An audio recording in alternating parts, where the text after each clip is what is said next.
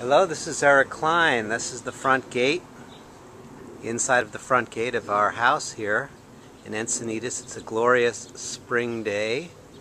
This is the front yard garden. This is the place that I live and where I have my office. There's a Buddha statue underneath a beautiful jacaranda tree which hasn't come into bloom yet. So why am I talking from the garden here? I'm talking to you from the garden because I was reading a book the other day about this concept called terroir, a French term that means the taste of the soil, essentially.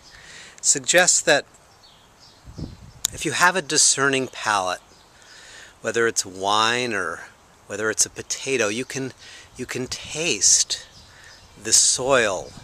You can taste the place and the good earth from which that particular wine was grown, from which that particular food was grown. Even if the food is sautéed, sauced, or seasoned, deeper than all of those additions, there is this good earth, this essential soil from which the food was grown. And the discerning palate can taste that good earth. I think this concept also applies to us when we are listening to people, particularly when we're listening to people during a difficult, contentious conversation. When we're in a difficult conversation, often people's words are sautéed, if you will, in emotionality. They're seasoned with strongly held assumptions, and they have a sauce of antagonism or aggression, perhaps, that's kind of poured on top of them. And it's easy when other people bring emotionality to the table, as it were. It's easy to become emotional in reaction to them. Their assumptions trigger your own assumptions. Their emotionality ignites your own emotionality. Their aggressiveness brings out that reactive aggressiveness in you or in me, if I'm the listener. So we need to be able, of course, to maintain a mind of equanimity, a mind of discernment in the face of these emotional words, gestures, facial expressions from other people.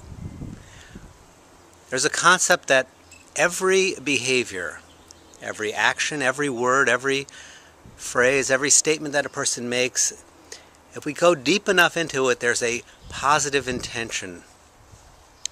In other words, it grows from some good earth. That every action grows from this good soil of positive intention. But in the process of being kind of cooked in the mind and the emotion before it's expressed, it gets transformed.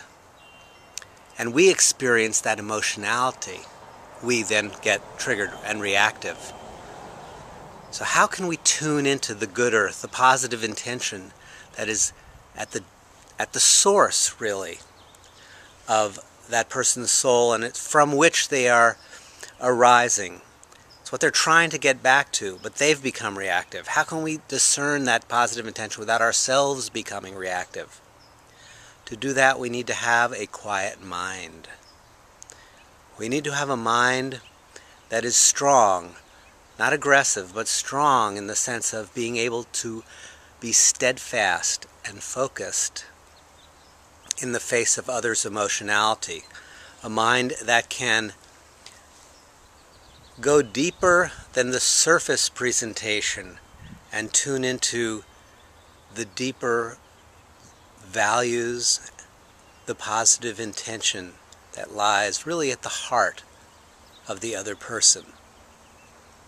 How do we do this? Clearly we need to cultivate such a mind during times when we're not in difficult conversations. We need to make time in our day for reflection, for meditation, for developing the quality of mind that can see below the surface to touch the good earth. to touch that bedrock of the soul.